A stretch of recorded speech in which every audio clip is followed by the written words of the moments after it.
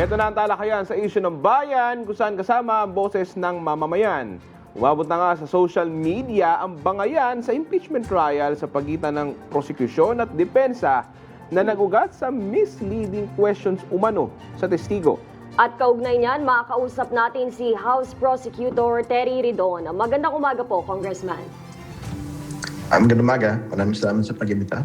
Salamat din po sa pagpapaunlak po sa amin dito sa 13 Mornings. Congressman, can you walk us through kung ano po bang nangyari? Bakit po naging mainit ang diskusyon ni na Atty. Lorna Capunan at Atty. Christine Ferrer? Well, syempre nakita naman natin yung nangyari kahapon, no? Talagang sa kakasabat ni Atty. Ferrer, talagang nakita ng bayan na ang talagang sagot niya doon sa misleading questions, allowed daw po yung misleading questions. So hindi talaga sila pwedeng makatakas doon sa bagay po na ito na malinaw sa transcript, no? Na nagpapaliwanag si Atty. Capunan sa usapin po ng misleading questions na hindi daw ito pwede. Pero sabi ni Ms. Ferrer, pwede daw po ito. So, malinaw sa transcript, napakinggan ng bayan, yun po yung naging pinagsimulan nung pong talakayan dyan sa bagay po niya. Kung Terry, ano naman po reaksyon nyo? Kasi tumayo kahapon ito si lead counsel ng depensa, si Atty. Sheila Sison, at kinaul out po inyong pong kasamahan na si Private Prosecutor Atty. Ligutan. Babalikan pa rin natin yung transcript kasi yun pa rin naman yung pinagmumulan nung reklamo ni Attorney Sison, no, na kesyo nagsalita daw po si Attorney Ligutan ng hindi daw maganda sa kanya pong Facebook post. Pero babalikan natin, una, hindi naman pinangalanan si Attorney Ferrer, no, dun sa usapin po ng misleading questions. Sa pangalawa, hindi naman yun na tungkol sa merits. Ang tinatalakay po ni Attorney Ligutan ay legal principle na talagang hindi pwede ang misleading questions. Kaya hindi namin alam bakit nag-iiyak-iyak yung pong depensa dyan po sa bagay na yan. Yung pong sub judice rule, ang pinagbabawal lang doon, pagtalakay po at pag-advocate nung merits po ng kaso in a public manner, no? Hindi ginawa ni Attorney Ligutan yun. Sinasabi niyo, sir, kahapon na parang kawawa naman yung depensa dahil kung naiiyak po sila. At talaga naman, hindi namin maintindihan bakit sila nag-iiyak-iyak sa harap po ng korte when in fact, nagbigay lang naman ng pagtingin, no, si Attorney Ligutan sa usapin po ng misleading questions. Wala siyang binabanggit patungkol doon sa sinasabi ng witness, no? At nagbibigay lang siya ng pagtingin doon sa prinsipyo po ng bagay na ito. Ang sabi ni Attorney Sison, wag daw naive, no? Hindi naman daw naive yung mga tao. Pero ang sagot ko lang doon, at mukha silang guilty. At bakit parang sila yung feel nila na sila po yung pinatatamaan. Babalikan natin transcript.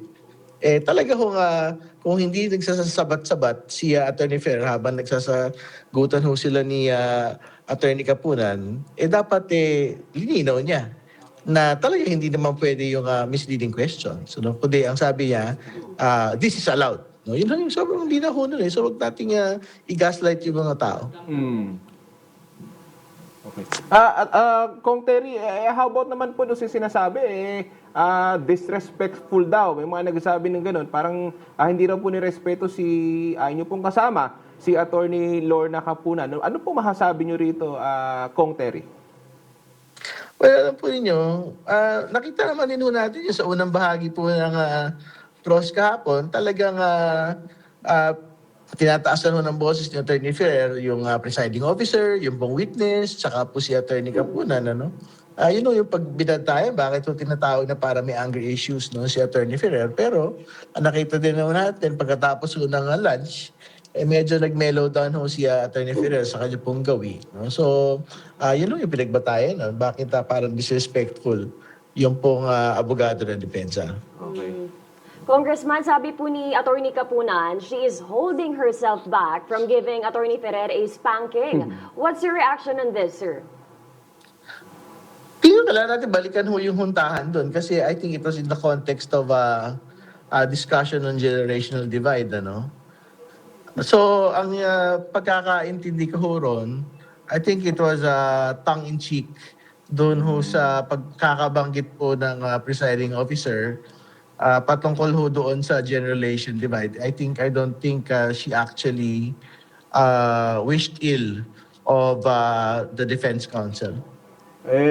Kong Terry, moving forward, ano pong inyong siguro kung meron kayong panawagan po sa presiding officer sa pwedeng mangyari po sa Lunes, lalo na't nai-involve po yung ilan nyo po mga kasamahan, Kong Terry?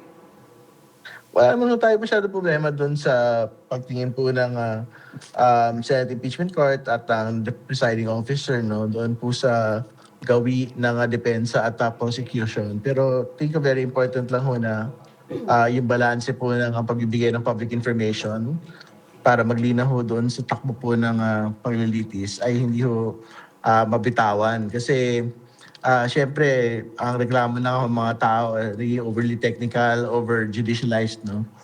Nung po impeachment proceedings, pagka ho, alam ba, naghigpit ho sila doon sa paglalatag ng impormasyon sa publiko labas sa paglilitis, ang mag-suffer ho doon yung interest ng publiko na maunawaan ng husto, ito po nga kaganapan sa paglilitis. Sir, ano po nga asahan namin sa pagpapatuloy po ng impeachment trial on Monday?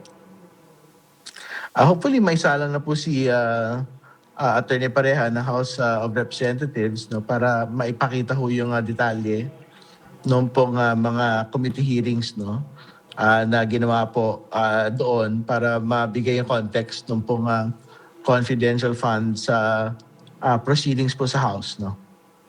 Okay, maraming salamat po sa inyo pong oras, House Prosecutor at Congressman Terry Ridon. Maraming salamat. Magandang umaga.